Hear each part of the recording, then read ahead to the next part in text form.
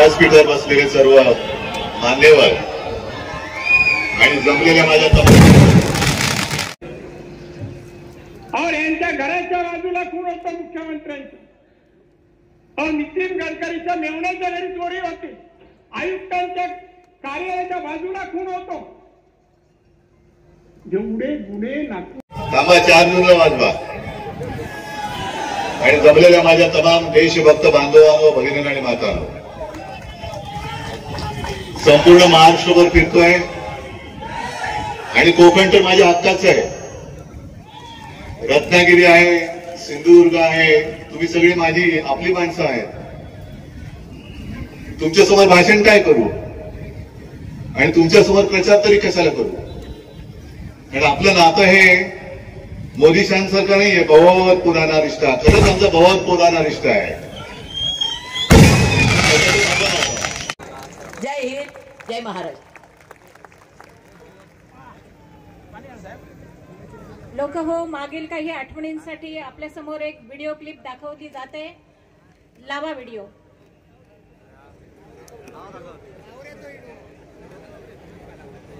आपलं खरंच बहुत पुराना रिश्ता आहे. फक्त हात जोडून एक विनंती करतोय की उद्याच्या 7 तारखेला विनायक राऊतांच्या मशालीचं बटन दाबून मुंबईमध्ये आपलं जे काही काम आहे 20 तारखेसाठी ते करायला तुम्ही सगळे मुंबईत आले पाहिजेत. माझी माणसं मला माझ्या सोबत पाहिजे. याचं कारण आता 2 दिवसापूर्वी एक बातमी वाचली. अमित शहा यांच्या गांधीनगरमध्ये त्यांच्या लक्षात आले की बरेचशी लोक ही सुट्ट्या लागल्या ते पलट्यात, नको बाबा हा. म्हणून मग त्यांनी काय केलं, टूर ऑपरेटर्सने एक विनंती केली. अमित शाहने विनंती केली कि बाकी सब ठीक है ना, ईडी कुछ आए नहीं ना आपके पास. आणि त्याने सांगितलं की जरा तुम्ही तुमचे टूर्स या रद्द करा अशी विनंती केली आणि त्यांनी टूर्स रद्द केल्या. असो, तो त्यांचा भाग आहे. आज मी कोकणात येणार म्हटल्यानंतर कोणीतरी मला धमकी दिली. आता आपल्यामध्ये मराठीत काही म्हणी आहेत. आता त्या म्हणी मी काही केलेल्या नाहीत आणि तुम्ही पण केलेले नाही. त्याच्यामुळे म्हणीतली नावं ही मी तर काही ठरवलेलं नाहीये. पण एक म्हण अशी आहे, शुभ बोल रे नार्या. आता मी येतो म्हटल्यानंतर कसे येतात बघतो. मी येऊन उभा आहे, परत कसे जातात बघतो. तू आडवा येच, तुला गाडूनच पुढे जातो. आडवाच येतो. अरे लाज वाटली पाहिजे. 2-3 वेळा एकदा तुझ्या इकडे येऊन तुला आडवा केला, माझ्या घरात तिकडे उभा राहिला, तिकडे तुला साफ करून टाकला. लाज नाही, लज्जा नाही. बडबडतोय आपला, बडबडतोय. म्हणून म्हटलं शुभ बोल रे नार्या. आता नाव मी काही ठेवलेलं नाही. तसं पाहिलं तर एक 4 दिवसापूर्वी मी रत्नागिरी तिकडे येऊन गेलो होतो कोकणात. आता म्हणते 4 दिवसांनी परतून बोलायचं काय. पण देव आपल्यावरती किती देवाचे आशीर्वाद आहेत बघा. आजच रत्नागिरीमध्ये जे आपल्याला नकली म्हणतात त्या बेअकली जनता पक्षाचे एक नेते येऊन तिकडे पचकून गेले. बेअकली जनता पार्टी म्हणजे शिवसेनेला नकली म्हणतात ते बेअकली असतील नाही तर दुसरं काय. पुन्हा एका चॅनलला सांगतो बेअकली जनता पार्टी. आज नवीन शब्द दिलाय. कारण आजपर्यंत मी भेकड जनता पार्टी म्हणत होतो, काय लाज वाटायला तयार नाही. भाकड म्हणत होतो, काय लाज वाटत नाही. कमळाबाई म्हटलं, आता बेअकली म्हणतोय. आता बची किती बाराखडी म्हणायची यांच्यासाठी. याच्या बाराखड्या म्हणजे येतात मला, पण थोडं शांत संयमी असं माझ्यावर शिक्का बसल्यामुळे मी बोलू शकत नाही. आता बेअकली जनता पक्षाचे जे सरदार आहेत ते येऊन गेले तिकडे आणि मला काही गोष्टीत आव्हान देऊन गेले. हिम्मत असेल तर त्याच्यावर बोला, हिम्मत असेल तर त्याच्यावर बोला. अहो अमित शहाजी, तुमच्यात जर का हिम्मत असेल तर जनतेच्या प्रश्नावरती बोला. 10 वर्ष तुम्ही तिकडे अंडी उभवत बसलाय, तर कोंबडी चोर बरोबर घेतला तरी अजून अंड्यात तर पिल्लू का नाही बाहेर येत, त्याच्यावरती बोला. नुसतं आपलं उभवतंय आपलं. तुमच्यापेक्षा खरंच कोंबडं बरं. अंड उभवलं तर पिल्लू तरी येतं. तुम्ही 10 वर्ष खुर्च्या उभवताय तरी त्यातनं काही बाहेर पडत नाही, ढेकणं झाली असतील खुर्चीमध्ये तरी लाज नाही. जणू त्या राम मंदिर यांनी बांधलं, राम मंदिर बांधलं, चांगलं केलं की वाईट केलं? चांगलंच केलं. पण जेव्हा तुमची हिंमत नव्हती तेव्हा शिवसेनेने पुढाकार घेतला होता. बाळासाहेबांबद्दल बोलताना काल मोदी पण म्हणणारे बाळासाहेब, हे म्हणाले बाळासाहेब का तुमच्या वर्गात होते? हा, बाळासाहेब काय? हिंदू हृदय सम्राट म्हणा, हिंदू हृदय सम्राट शिवसेना प्रमुख बाळासाहेब ठाकरे बोला तुम्ही. हिंदू हृदय सम्राट बोलायला तुमची जीभ अडखळत असेल तर त्या जीभेला सरळ कसं करायचं ही माझी कोकणातली नव्हे संपूर्ण देशातली जनता जाणते. दिवसाची सुरुवात करणारे मोदी एक बनवाबनवी करतायचे चित्र. पण राम मंदिरवरती बोलतोच ना. राम मंदिर आम्ही तुम्हाला पाठिंबा दिला. मी मुख्यमंत्री होण्याच्या आधी सुद्धा गेलो होतो, मुख्यमंत्री झाल्यानंतर सुद्धा गेलो. आणि तुमच्यासारखं तुम्ही काढाल तो मुहूर्त हे नाही आम्हाला पटत. आम्ही म्हणू जेव्हा आमच्याकडे आम्हाला वाटेल राम आम्हाला दर्शनाला बोलवत आहे उठून आणि जाऊ. 2 वेळा गेलोच. पण मी जाऊन आलो, तुम्ही अजून भवानी मातेच्या मंदिरात का नाही गेला? जय भवानी, जय शिवाजी. जरा द्या एकदा घोषणा. हा, त्यांची तिकडे कळी पातळ झाली पाहिजे, एवढं जोरात पाहिजे. मला आव्हान देते हिंदुत्वावरती. अहो, जेव्हा तुम्ही तिकडे शंकराचार्यानं न घेता भ्रष्टाचाराने घेऊन बसला तर बाजूला 22 जानेवारी मी तमाम शिवसैनिकांना घेऊन कुठे गेलो होतो? नाशिकच्या काळाराम मंदिरामध्ये. त्या काळाराम मंदिराचा इतिहास माहितीये का अमित शहाजी? इतिहास बघा काय. त्या काळाराम मंदिरासाठी ज्या डॉक्टर बाबासाहेब आंबेडकरांनी लिहिलेली घटना तुम्ही बदलायला निघाला आहात, त्या डॉक्टर बाबासाहेब आंबेडकरांनी हा राम माझा सुद्धा आहे, या मंदिरात जाण्याचा हक्क माझा सुद्धा आहे म्हणून आंदोलन करून ते मंदिरात गेले होते. आणि अमित शहाजी तेव्हा सुद्धा तुमच्यासारखे बुरसटलेले गोमूत्रधारी त्यांना विरोध करत होते. पण मी उघड बोलतो, यांचं हिंदुत्व हे गोमूत्रधारी हिंदुत्व आहे. आमचं हिंदुत्व हे सुधारणावादी हिंदुत्व आहे. आमचं हिंदुत्व हे देवळात घंटा बडवणारं नाहीये, अतिरेकांना बडवणारं हिंदुत्व आहे. तुम्ही काय तुमच्याकडनं शिकायचं? तुम्ही काळाराम मंदिराचं महत्व तुम्हाला माहिती नसेल. माहिती नसताना मी जाईन म्हटल्याबरोबर मोदी गेले होते तिकडे झाडलोट करायला. नाही, फोटो आले होते की नाही तुम्ही सांगा. आणि आज तुम्ही आमच्यावरती म्हणजे काय सगळं व्यवस्थित चाललंय ते फक्त काड्या घालायच्या, फक्त काड्या घालायच्या. सावरकरांवरती बोला. अहो, मी विधानसभेत बोललोय मुख्यमंत्री असताना, तुम्ही काढा पुरावा आणि ऐका. पण सावरकरांवरती मला बोलायला सांगताय. मग अमित शहाजी तुम्ही श्यामाप्रसाद मुखर्जींवरती बोला. कारण कोणालाच माहिती नाहीये श्यामाप्रसाद मुखर्जी म्हणजे ज्यांनी जनसंघ स्थापन केला, म्हणजे राजकारणातले बाप यांचे. त्यांनी 1940च्या सुमारास बंगालमध्ये ज्या मुस्लिम लीगनी भारताची फाळणी मागितली होती त्या मुस्लिम लीग बरोबर फजलुल हक मंत्रिमंडळ स्थापन केलं होतं तिकडे बंगालमध्ये. 11 मध्ये त्यांच्या मंत्रिमंडळात मुस्लिम लीगच्या मांडी लावून तुमचे राजकीय बाप सत्तेत बसले होते. त्याच्याबद्दल बोला.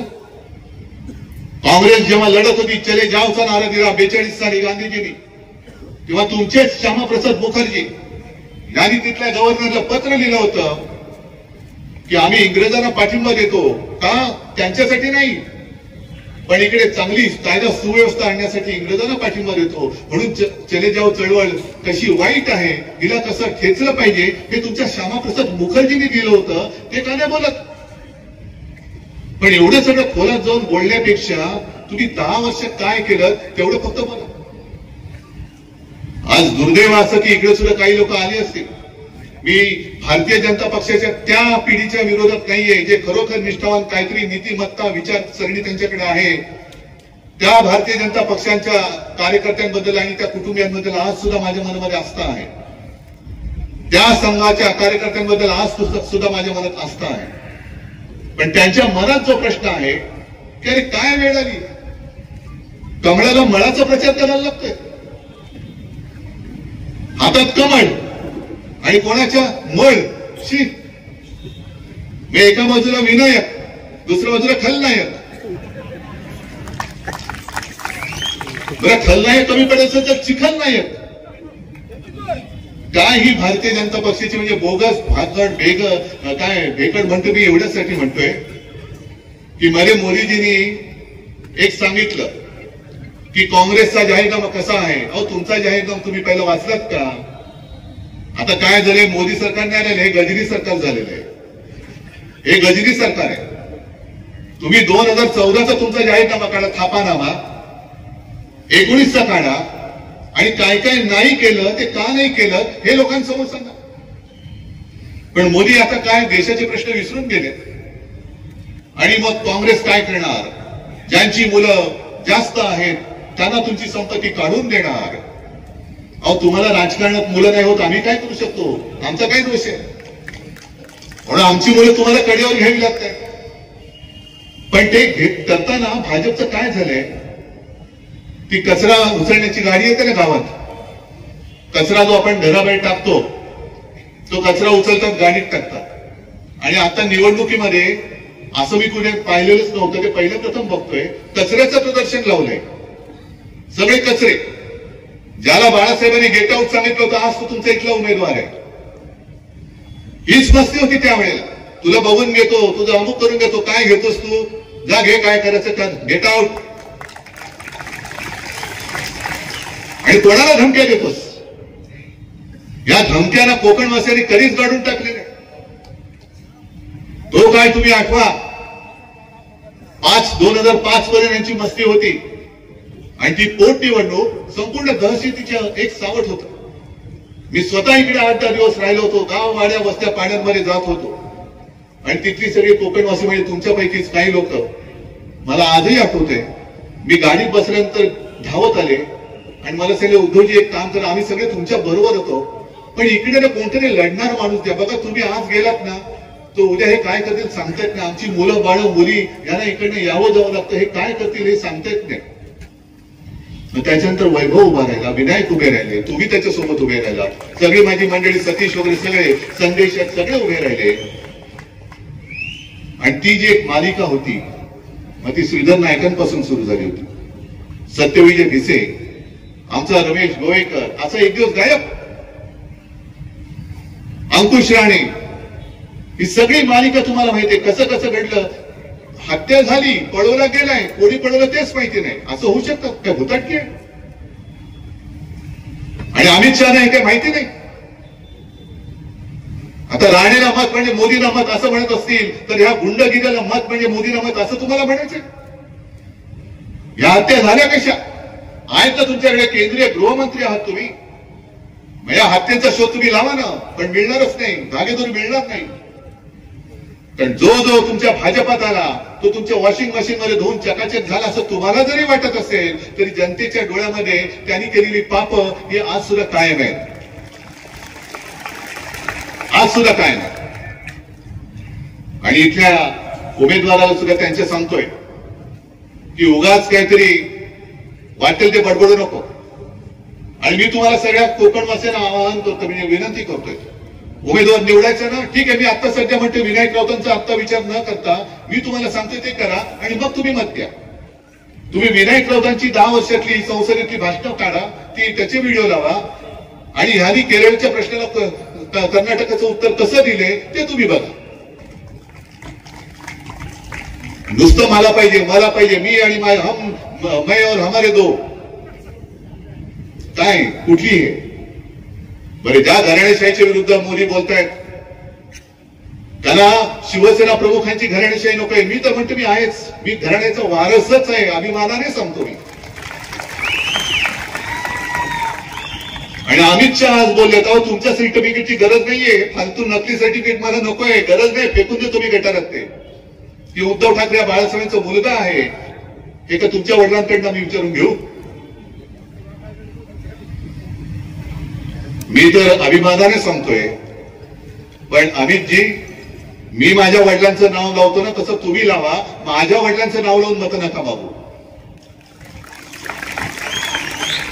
तुम्हाला माझी माणसं चोरावी लागतायत, तुम्हाला माझे वडील चोरावे लागतायत. काय हो, तुम्हाला तुमच्या वडिलांचं नाव नाही, तुमच्या वडिलांचं कर्तृत्व नाही? मग लावा ना तुमचं पूर्ण नाव लावा. आणि या लोकांसमोर मी माझं पूर्ण नाव शिवसेना उद्धव बाळासाहेब ठाकरे लावून पुढे आलेलो आहे. तसं तुम्ही अमित शहा, नरेंद्र मोदीजी तुम्ही नाव लाया आणि या.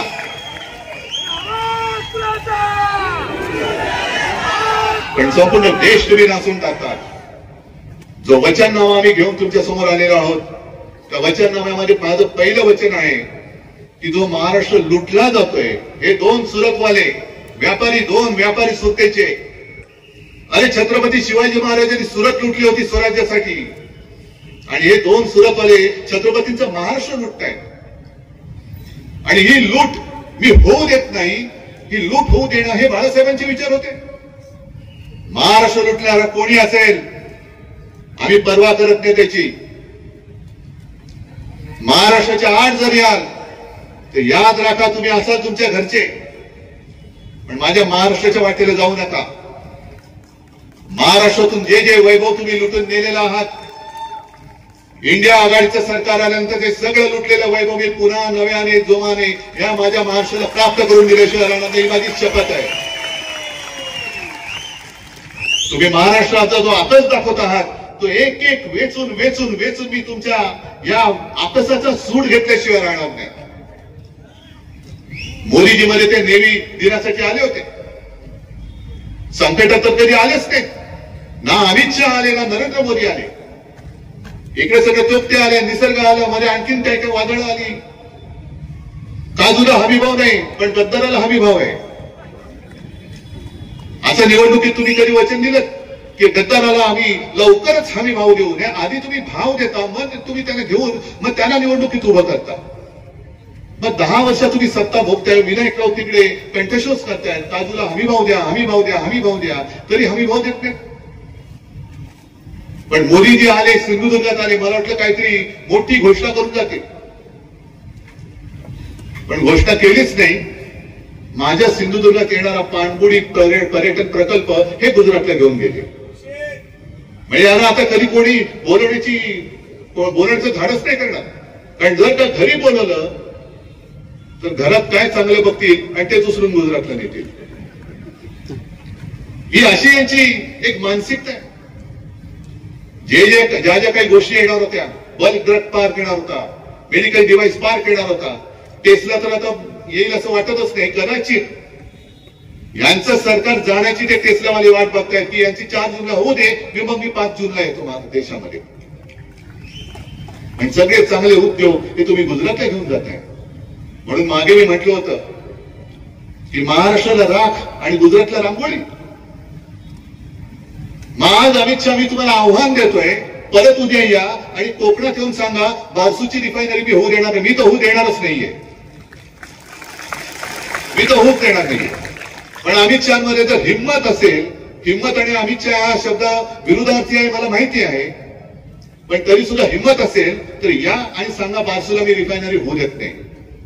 पण जैतापूर आमच्या माथ्यावर मारायचं, नाणार आमच्या माथ्यावर मारायचं, पुन्हा बारसू मारायचं, जेणेकरून माझं सुंदर जे निसर्ग संपन्न कोकण आहे त्याचं पर्यटन मारून टाकायचं, निसर्ग मारून टाकायचं. आणि जांभा दगडाच्या खाणीवरती ह्या त्या परप्रांतीयांचा घोळ आहे. जैतापूरची सुरजीकांनी नावं पाहिली, जमिनी कोणी खरेदी केल्या, सगळे यांचे बगल बच्चे. मग कोकण मोदी शहा वगैरे त्यांचीच नाव आहेत, 7-12 यांची नावं चढली कशी? परस्पर तुम्ही सगळं लुटून फस्त करता आहात. आणि उद्धव ठाकरेंनी तरुणाची खिचडी खाल्ली. मग तुम्ही तुमच्या उत्तर प्रदेशमध्ये आणि गुजरातमध्ये काय केलं होतं? गंगेमध्ये प्रेत वाहत होती, पण माझ्या महाराष्ट्रामध्ये एका सुद्धा प्रेताची किंवा शिवाची अशी अवहेलना आपण होऊ दिली नव्हती. गुजरातमध्ये सार्वजनिक चिता पेटल्या, त्या दुर्दैव आहे. मी टीका नुसती नाही करत, पण हे दुर्भाग्य आहे, दुर्दैव आहे. एक तरी मला भाजप शासित राज्य सांगा की जिकडे महाराष्ट्राने केलं तसं फील्ड हॉस्पिटल उभं करून दाखवलं होतं. लस म्हणे मोदींनी शोधली म्हणून लसीवरती मोदींचा फोटो, मग खतावरती मोदींचा फोटो काय टाकता? शेणखत आहे ना, तिकडे बैलाचा फोटो टाका. माझा प्रश्न साधा आहे. आता हे जे म्हणतात लस मोदींनी शोधली म्हणून त्याच्यावरती मोदींचा फोटो मी समजू शकतो. पण खतावरती मोदींचा फोटो का? हा कुठला नाही म्हणजे सगळीकडे मी आणि मीच, म्हणजे जे येईल ते फक्त मलाच पाहिजे, दुसरीकडे बसायचंच नाही. त्याच्यानंतर दुसरं जे मी वचन दिलेलं आहे ते शेतकऱ्यांचं दिलेलंच आहे. शेतकऱ्यांच्या बाबतीत काय जाते, संपूर्ण मराठवाडा विदर्भ वगैरे इकडे तिकडे फिरतोय. ती प्रधानमंत्री सन्मान योजना का काहीतरी योजना आहे का तुमच्याकडे? 6,000 रुपये येतात. पीएम किसान सन्मान योजना काहीतरी आहे. ते शेतकरी जे सांगतात फार म्हणजे मला कौतुक वाटते शेतकऱ्यांचं. शेतकरी स्वतः सांगतात की अहो हे 6,000 रुपये वर्षाला देतात, पण आमच्या खतावर जीएसटी, औषधांवरती जीएसटी, बी बियाण्यावरती जीएसटी, सगळी जी काय उपकरणं लागतात त्याची जीएसटी, हजारो रुपये आमच्याकडनं घेऊन जातात आणि 6,000 रुपये भीक दिल्यासारखे आमच्या तोंडावर मारतात. म्हणून मी वचन दिले की शेतकऱ्याला जी शेतीसाठी आवश्यक ज्या गोष्टी आहेत, मग ते कीटकनाशक असेल, खत असेल, बी बियाणं असेल, इतर अवजार असतील, याच्यावरचा जीएसटी माफ करून टाकायचा. शहरामध्ये अनेक छोटे छोटे व्यापारी आहेत, त्या व्यापाऱ्यांवरती जीएसटीच्या धाडी पडतात. म्हणजे यांचं सगळे जे चाललेलं आहे चंदा दो आणि धंदा लो. वैभव तू जे बोललास ना की त्यांच्याकडे करोडो रुपयाचे निवडणूक रोखे आहेत, हे बघ माझ्याकडे किती निवडणूक रोखे आहेत. ते निवडणूक रोखेच आहे आणि सगळे निवडणूक रोखे मी निवडणुकीच्या मतदानाच्या दिवशीच वापरणार आहे. पण तुम्ही जीएसटीच्या माध्यमातून जे व्यापाऱ्यांना त्रास देतात त्या जीएसटीच्या कर प्रणालीमध्ये आम्ही बदल करणार आहोत. व्यापारी असेल गुजराती असेल, मी गुजरातला काही देऊ नये या मताचं नाहीये. गुजरातच्या हक्काचं असेल ते आम्ही सुद्धा देऊ, पण गुजरातला देण्यासाठी तुम्ही माझ्या महाराष्ट्राच्या तोंडातला घास काढून देणार असाल तर तो हात आम्ही तोडल्याशिवाय राहणार नाही, हे मी महाराष्ट्रामध्ये सांगतो. मी मुख्यमंत्री असताना इथल्या विमानतळाच्या उद्घाटनाला आलो होतो, चिपी, आणि बसले होते सूक्ष्म आणि लघु. खरं म्हणजे आनंदाचा दिवस. जे मी बोललो ना शुभबोलणी नार्या, अरे कोकणासाठी, जगासाठी कोकणाचे दरवाजे उघडतायत. तो विमानतळ आजपर्यंत नुसता होणार. आपण तिकडे रेटा लावला आणि तो विमानतळ करून घेतला, पण तिकडे सुद्धा असंच काहीतरी वेळेवागडं बोलून घेते, मग काढली होती थोडीशी तिकडे. पण तो विमानतळ आज चालू आहे का बंद आहे? बाजूला काल मी त्या गोव्याच्या मोपा विमानतळावरती उतरलो, केवढं भव्य दिव्य विमानतळ केलेलं आहे. का हे सगळं वैभव तुम्ही आमच्या कोकणात का नाही आणत? कोकणामध्ये सुद्धा ते संपूर्ण हा किनारपट्टा आहे, गोव्यापासून हा संपूर्ण किनारपट्टा एवढा सुंदर आहे. इकडे तर आपले ऐतिहासिक किल्ले आहे, महाराजांनी बांधलेले सिंधुदुर्ग आहे. ज्या सिंधुदुर्गामध्ये गेल्या वेळेला आलो होतो, वैभवने खरंच चांगलं काम केलं. एकमेव जे आपल्या छत्रपतींचं मंदिर आहे त्याच्यात शिवछत्रपतींना त्यांनी दगडी सिंहासन करून घेतलं. केवढं मोठं काम केलं त्यांनी, एवढं मोठं काम केलं. अहो मोदीजी, शहाजी हे ह्याला काम म्हणतात. नुसतं तुम्ही आलात आणि पर्यटन प्रकल्प घेऊन गेला, येऊन नुसतं काहीतरी कोपऱ्याला गुळ लावून जाता. या गोष्टी मतदारांना तुम्ही जास्त काळ फसू शकत नाही. आम्ही आणखीन जे वचन दिलंय, जे 95 साली आपल्या युती सरकार आल्यानंतर महाराष्ट्रामध्ये आपण 5 जीवनावश्यक वस्तूंचे भाव 5 वर्ष स्थिर ठेवले होते. आता मी स्वतः प्रयत्न करणार आहे, देशात इंडिया आघाडीचं सरकार आल्यानंतर संपूर्ण देशात 5 जीवनावश्यक वस्तूंचे भाव हे स्थिर ठेवण्याचा मी प्रयत्न करणार आहे. सांगा ना, असं काहीतरी सांगा.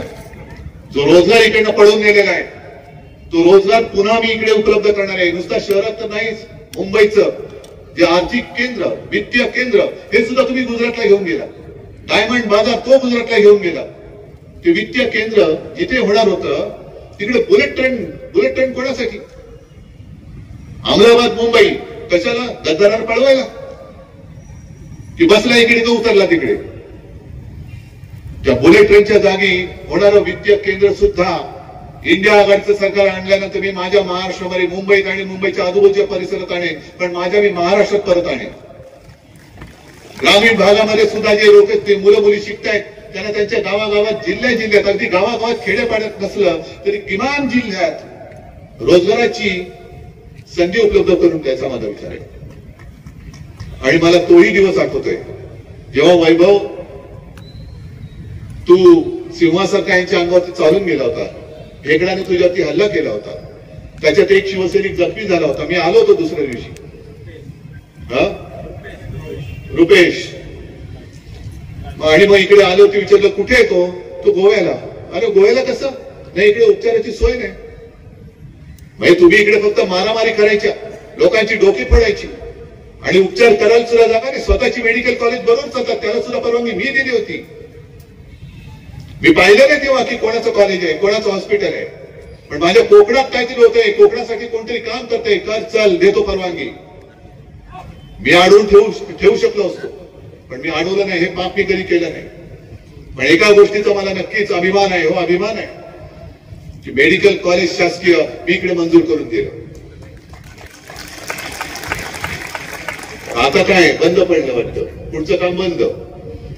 कार्डियक लॅब सुद्धा इकडची इकडे नको, कारण नाही तर आपलं कसं चालणार. पण ती पाठवून दिली कोल्हापूरला. कोल्हापूरला पण झाली पाहिजे, पण माझ्या सिंधुदुर्गात सुद्धा मी करून दिल्याशिवाय राहणार नाही. कुठे गेली कोल्हापूरला, तेच नाही इथून हलवली त्याने. कार्डियक लॅब तुम्ही हलवता तुमच्या धंद्यासाठी. आरोग्याची सेवा हा धंदा करता तुम्ही. या काही ज्या गोष्टी आहेत ना, म्हणून मी अमित शहाना सांगतोय, तुम्ही सांगा या इकडे आणि मला हिंमत विचारताना बाजूबाजूला बसूया, जनतेसमोर फैसला होऊन या. तुम्ही 2014 साली जेव्हा आला तेव्हा पेट्रोलची किंमत काय होती, आज काय झाले. डिझेलची काय होती, आज काय झाले. गॅसची काय होती, आज काय झाले. सगळ्या गोष्टी काढा. तुम्ही 2 कोटी लोकांना, तरुणांना दरवर्षी नोकरी देणार होता, किती जणांनी मिळाले, एक सुद्धा नाही. पण यांच्या जाहिराती जोरात आहेत. म्हणजे 8,000 कोटी 10,000 कोटी हे निवडणूक रोख्यांच्या माध्यमातून यांनी जमवलेच. पण न्यायालयाने जर का यांचं भांड फोडलं नसतं तर निकालाच्या आधी आणखीन 10,000 कोटींचे रोखे छापण्याची परवानगी या बोगस भेकड भाकड जनता पक्षाच्या सरकारने दिली होती. हे सगळं काय आम्हाला कळत नाही. आज संपूर्ण महाराष्ट्र नाही, संपूर्ण देश तुमच्या गॅरंटीच्या जाहिरातीने बरबटून तुम्ही टाकलेला आहात. कसली गॅरंटी, कुठून आणली ती, कुठून आणला तो पैसा. सगळीकडे मोदी गॅरंटी, मोदी गॅरंटी. कसली गॅरंटी, की वाटेल तेवढा पैसा खा आणि भाजपात या, काही होणार नाही, मोदी गॅरंटी आहे. अरे बेटा आ जाओ, कितना खाया तूने, 50 करोड़, अच्छा चलो इसको नगर सेवक बनाओ. कितना खाया, 500 करोड़, हाँ इसको जरा मंत्री बनाओ. कितना खाया, 70,000, अरे अरे इसको तो जरा उप मुख्यमंत्री बनाओ. भाई खरंच लाज वाटते हो मला, खरंच लाज वाटते. म्हणजे ही आपल्या महाराष्ट्राची परंपरा आहे ती काय, शुरामी वंदिले. आणि भाजपची परंपरा आता झाली चोरामी वंदिले. चोर जेवढा मोठा तेवढं यांचं लोटांगण मोठं झालेलं, लोटांगण चोराच्या समोर. प्रश्न आम्हाला नाही, प्रश्न तुम्हाला आहे. तुम्हाला म्हणजे तुम्हाला नाही, मोदी शहा आणि भाकड जनता पक्षाला आहे. मी भाकड भेकड का म्हणतोय, भाकड एवढ्यासाठी म्हणतोय कारण ह्यांनी त्यांच्या पक्षाचं नेतृत्वच उभं करू शकले नाही. यांना सगळी बाहेरची माणसं घ्यावी लागतात, म्हणून तर मी भाकड म्हणतोय. भेकड का म्हणतोय, कारण स्वतःच्या हिमतीवरती यांच्याकडे कार्यकर्ते नाहीत. मैदानात लढाईला या म्हटलं तर यांचे घरगडी जे आहेत, ईडी, इन्कम टॅक्स, सीबीआय, त्यांना पुढे पाठवून त्यांच्या आडूने दमदाटी करतात, म्हणून हे भेकड आहे, म्हणून हे भेकड आहे. नाही तर तुम्हाला वाटेल मी उगाच काहीतरी त्राग्याने काहीतरी बोलतोय. त्राग्याने नाही मी कधी बोलत, मी बोलतो ते नेहमी सत्याच्या आधारावरती बोलतो. आता प्रश्न त्यांच्या समोर असाच आहे की 4 जून जेव्हा उजाडेल आणि इंडिया आघाडीचं सरकार 300 पेक्षा जास्त जागा मिळून तिकडे दिल्लीत विराजमान होईल, लिहून ठेवा तुम्ही. तुम्हाला खोटं वाटते की काय, तुम्ही तेही दिवस आठवा की ज्या काळात संपूर्ण देशात भारतीय जनता पक्षाचे फक्त 2 खासदार होते, 2. आणि तेव्हा त्यांना जवळ करायला कोणीही तयार नव्हतं, कोणी नव्हतं. कारण गोमूत्राचा एवढा वास यायचा, कोणी नको शे. पण आम्ही हिंदुत्वासाठी त्यांना जवळ घेतलं, कारण आमचं हिंदुत्व हे राष्ट्रीयत्व आहे. आणि आम्हाला असं वाटलं की आपले हिंदुत्वाचे विचार मिळत आहेत, पण यांचं हिंदुत्व हे बोगस निघालं, हे गोमूत्रधारी निघालं. आणि आमचं आपलं हिंदुत्व हे राष्ट्रीयत्व आहे. तेव्हा 2 खासदार होते, पण आम्ही लढत राहिलो, आपण सगळे लढत राहिलो. अबकी बार, अरे बार आपटले तरी अबकी बार. आणि कोणालाच कळलं नाही. जेव्हा पहिल्यांदा 2014 साली म्हणजे अटलजी मधला काळ सोडूनच द्या, ते येऊन गेलेच. पण 2014 साली मी स्वतः गेलो होतो. प्रणव मुखर्जी राष्ट्रपती होते. प्रणव मुखर्जी सुद्धा चकित झाले होते की एवढ्या 30 वर्षांनंतर, जवळपास 30 वर्ष झाली असतील, पहिल्यांदा एका पक्षाचं सरकार देशात आहे. 19 साली आणखीन पुढे गेले 300. जर दोन खासदार असलेल्या पक्षाचे 300 होऊ शकतात, तर 300 खासदार असलेल्या पक्षाचे 2 पुन्हा होऊ शकत नाही. आणि माझी देवाकडे प्रार्थना की यांचे 2च खासदार कोण आपल्याला माहिती आहे ते यावेत, तेवढे 2च यावेत आणि समोर इंडिया आघाडीचं सरकार असावं. त्या दोघांना आपण प्रश्न विचारू, बोलो 10 साल में क्या किया, या उत्तर.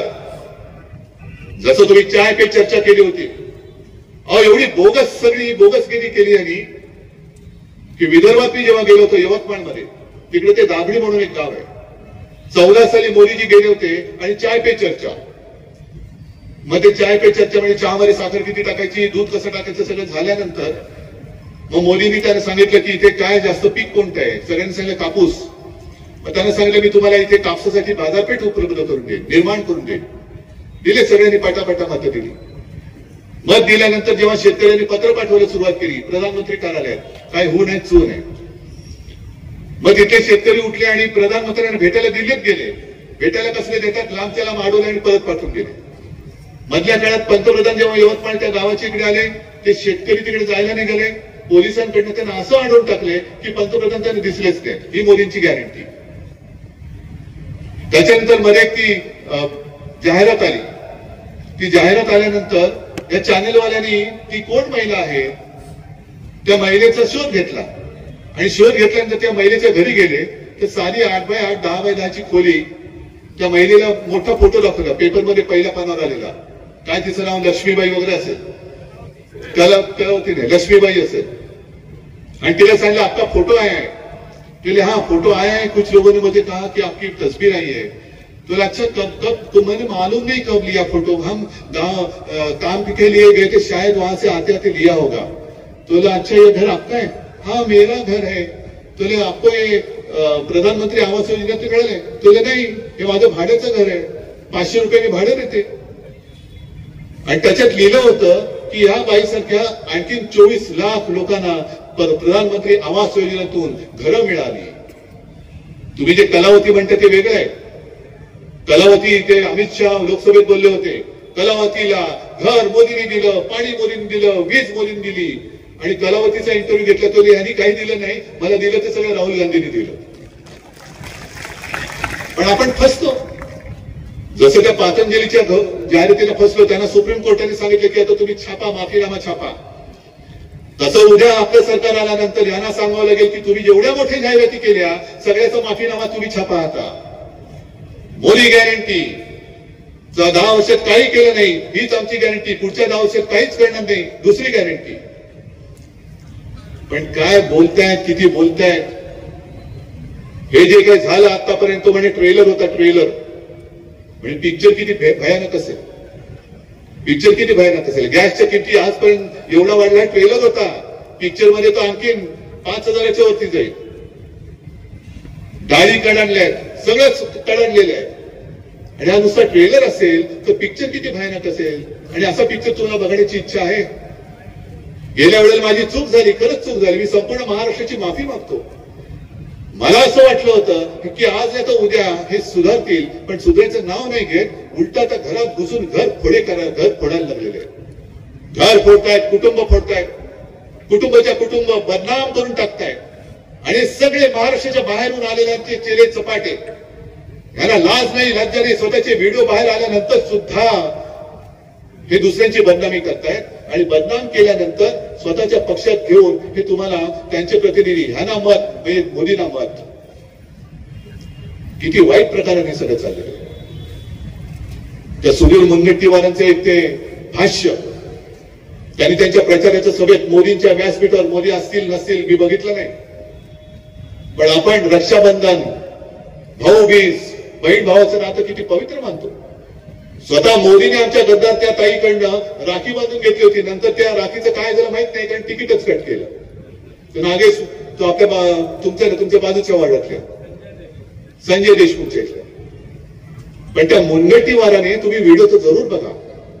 बहीण भावाच्या नात्यावरती एवढं विकृत, बिभत्स जी या भाकड बेअकली जनता पक्षाची मानसिकता आहे ती त्या सुनील मुनगंटीवारांच्या तोंडातून बाहेर पडले मुद्दामून बघा.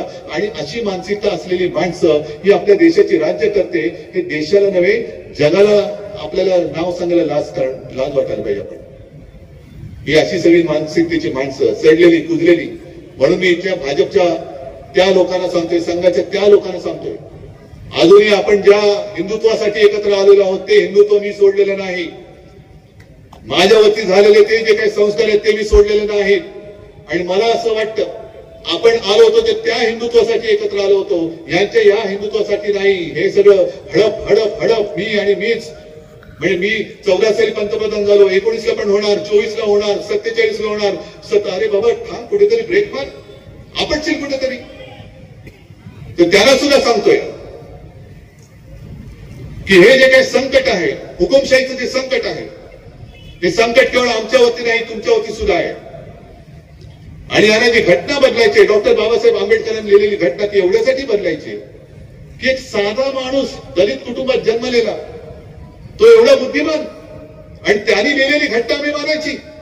हेच ते मी भुसटलेलं गोमूत्रधारी हिंदुत्व म्हणतो ते. हे एका दलित कुटुंबात जन्मलेल्या साध्या माणसाने पण बुद्धिमत्तेने अफाट असणार त्या महामानवाने लिहिलेली घटना यांना बदलून टाकायचे, म्हणून यांना 400 पार पाहिजे. तर एक बरं आहे की हे जेव्हा 400 पार म्हणतात तेव्हा लोक काय म्हणतात, अरे मोठ्याने बोला ना, तडीपार. आणि त्यांना आता तडीपार केल्याशिवाय तर शांत बसायचं नाही. म्हणून मी तुम्हाला हात जोडून विनंती करतोय, गेल्या वेळेला माझी चूक झाली, खरं झाली, पण या वेळेला ती चूक होणार नाही. विनायक राऊत तेच आहेत. चिन्ह तरी चोरलं असलं तरी आता ही मशाल भडकलेली आहे, मशाल भडकलेली आहे.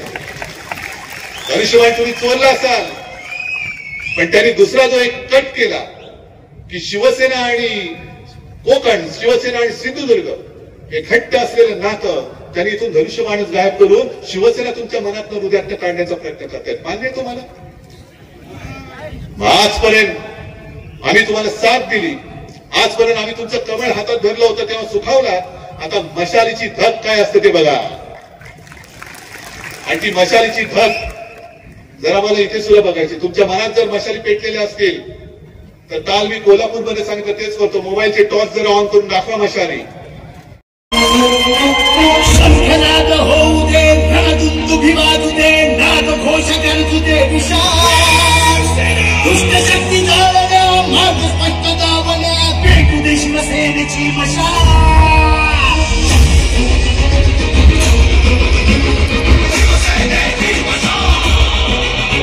हे मर्म जीवन कर त्यास तू बहाल. दुष्ट शक्ती जाळल्या, मार्ग स्पष्ट दावल्या, शिवसेनेची पेटली मशाल. एक सौम्य एक चित्त शिवसेनेची मशाल.